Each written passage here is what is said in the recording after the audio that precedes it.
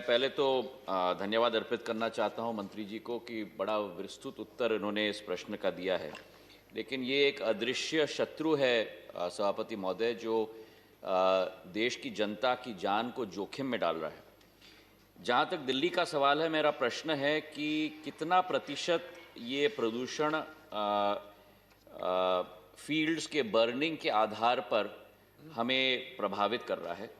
और उसी के साथ जुड़ा हुआ एक प्रश्न या सुझाव आप समझें कि आपने अपने उत्तर के आखिरी पृष्ठ पर 6वां नंबर पर ये सुझाव दिया है कि 600 करोड़ की योजना आपने क्रियान्वयन की है इसको कंट्रोल करने के लिए।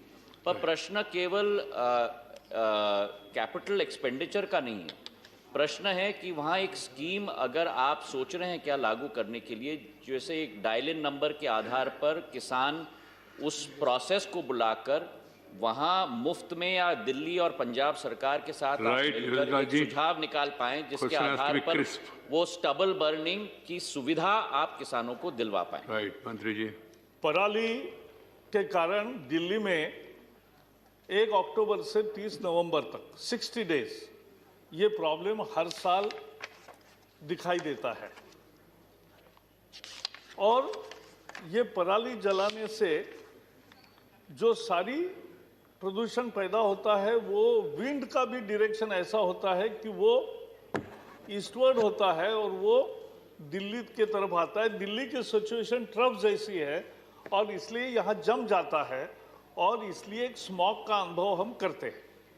इसके लिए सरकार ने हजारों करोड़ रुपए के 40,000 मशीन दिए हैं, लेकिन उसका बहुत ज़्यादा उपयोग नहीं हो रहा है। लेकिन मुझे बताना पड़ेगा कि हरियाणा ने इस साल 25% कम किया पराली का जलना और वो प्रदूषण का हिस्सा कम हुआ।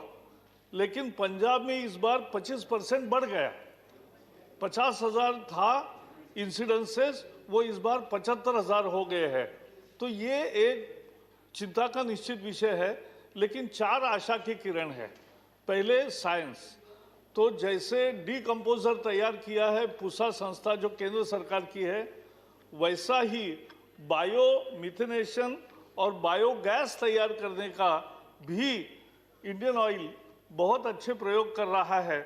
और मुझे विश्वास है कि अगले साल उसके बहुत सारे प्लांट कार्यरत होंगे। उसके साथ साथ बाकी भी अन्य साइंटिफिक डेवलपमेंट और इथेनॉल तैयार करने का भी एक प्रक्रिया एकदम एडवांस स्टेज में है। तो मुझे विश्वास है कि आने वाले चंद सालों में इस पर निश्चित उपाय होगा। लेकिन अदरवाइज ये 2 महीने दिल्ली के लिए निश्चित परिणाम होता है। 2% से लेकर 40% तक का प्रदूषण का हिस्सा पराली जलने का होता है।